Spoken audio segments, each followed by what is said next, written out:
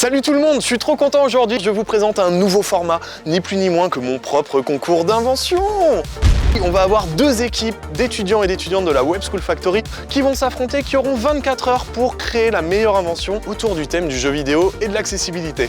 C'est parti pour la Digital Blitz. Il est 9h et ils vont avoir 1 heure pour choisir leur problématique, 4 heures pour inventer un concept et enfin 4 heures pour créer un prototype. Bon, et si je vous parle de la Web School Factory en toute confiance comme ça, c'est que j'y étais prof. Je connais super bien le profil des élèves, ils ont une vraie approche projet. Ils ont l'habitude de travailler sur plein de cas concrets, ils sont toujours là, les mains dans le cambouis. Les compétences parfaites pour le défi d'aujourd'hui. Première équipe, les Bleus. Ils veulent aider à jouer aux jeux vidéo lorsqu'on est handicapé en rassemblant toutes les ressources disponibles sur un seul site. Et en fait, avoir une espèce de plateforme forum entre guillemets, où on pourrait regrouper les projets open source, des tests, des avis, des reviews.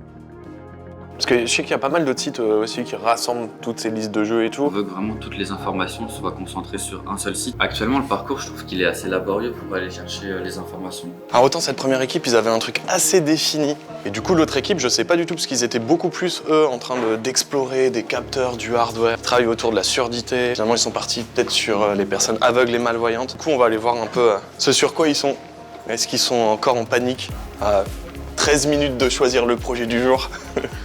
Coucou. Ça va bien? Je peux vous prendre un peu de café? Quoi? J'aime bien le café filtre. Je vous en sers? L'équipe orange a décidé d'aider les personnes aveugles à jouer aux jeux vidéo. Alors comment ça va depuis hier soir? Vous avez réussi à trouver des trucs qui vous plaisent? Avec le son, on va pouvoir se repérer dans l'espace. On peut, avec un casque, pouvoir repérer quelqu'un derrière à droite ou derrière à gauche ou peu importe, à 360 degrés. Bon bah il est 10h, on vient de faire le point avec les deux équipes. Maintenant ils vont avoir 2-3 heures pour justement affiner ça et commencer vraiment à travailler sur qu'est-ce que va être leur produit et le définir précisément.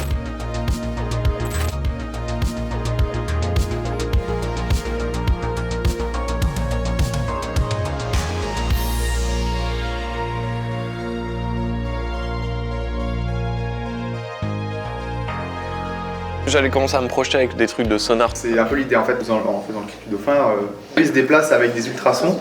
Tu peux me faire le cri du dauphin? Je veux bien qu'on entende ton cri du dauphin, s'il te plaît. Voilà. L'idée, ce serait de proposer quelque chose qui puisse marcher. C'est les développeurs de jeux qui vont faire ça ou même une solution qui pourrait prendre n'importe quel jeu? Soit on a vraiment une complexité particulière pour chaque jeu et à ce moment-là, ce serait vraiment aux développeurs de faire le pas. Soit ce serait un truc qu'on pourrait reproduire parce qu'il y aurait des schémas similaires sur la spatialisation déjà existante dans les jeux vidéo. Merci beaucoup.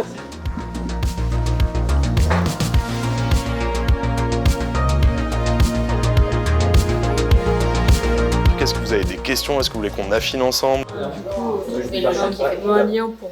Ouais, que les gens puissent un peu rajouter aussi ses ressources et tout, ouais, ça me paraît la bonne base. Hein. Trop cool. Ok, c'est cool.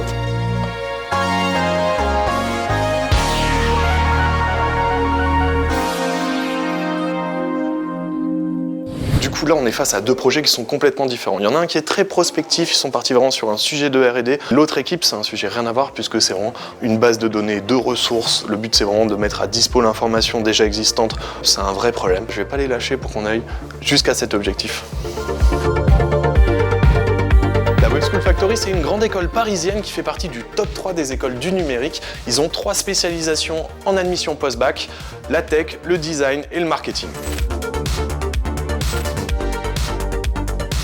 Il reste exactement, en fait quoi, 4 heures avant de devoir présenter son projet en live devant un jury impitoyable.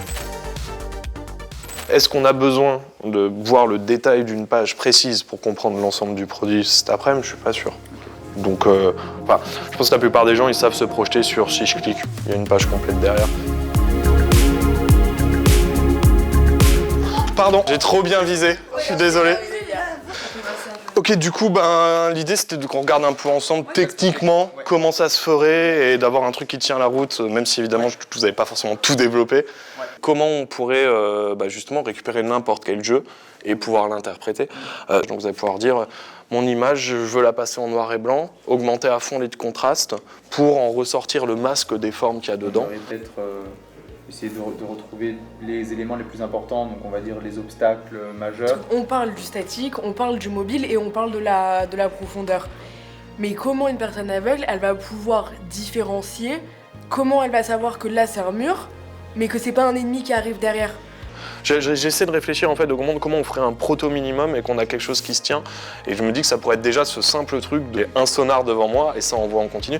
Ça serait presque en fait comme un radar de recul, sauf que là ce serait un radar d'avancée. Vu qu'on est parti très difficile pour simplifier vachement, normalement ça devrait être bien. On devrait avoir pas mal de réponses si jamais il y a des questions sur des sujets beaucoup plus complexes. Rush final. Dernier rush, hein.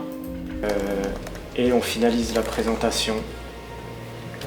Et voilà, c'est déjà pas mal. Donc on fait ça et il nous reste là 1h15. Ça devrait le faire. Bon allez c'est parti, maintenant je vais aller préparer le live. Là j'ai laissé les équipes, c'est un peu leur dernière ligne droite. Ils ont 1 heure et demie pour préparer leur pitch, pour tout caler. On va voir ce qu'en pense le jury qui sera composé donc de Sébastien du Tech Lab, de David Combarieux, d'Andy Gamers et de moi-même. Et bien sûr du public sur Twitch.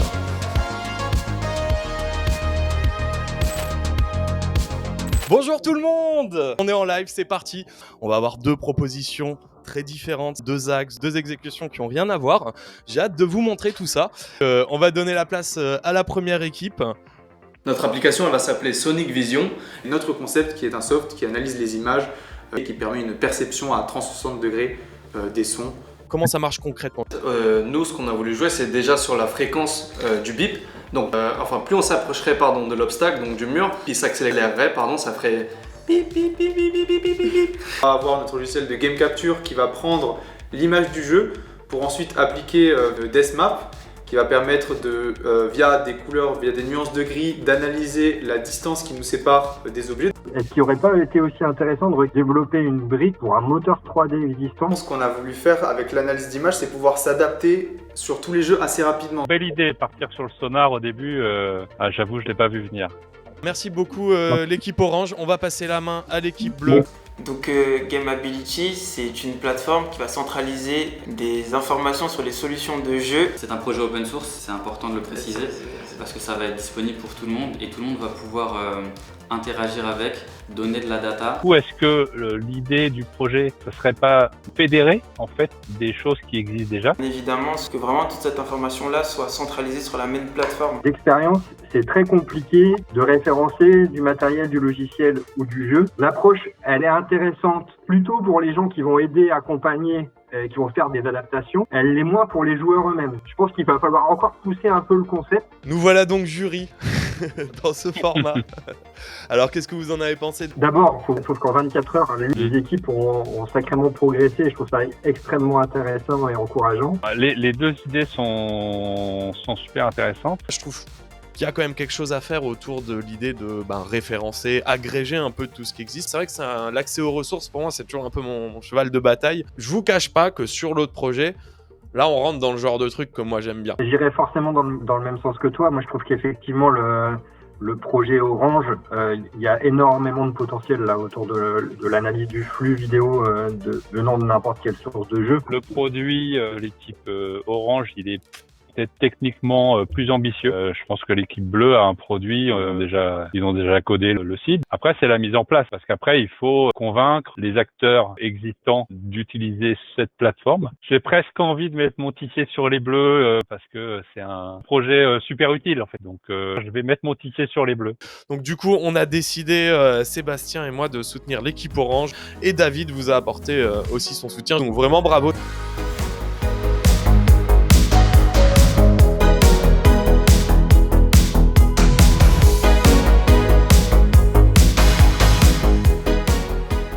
Bon, en tout cas, c'était un gros plaisir pour moi de pouvoir créer cette expérience dans ce contexte.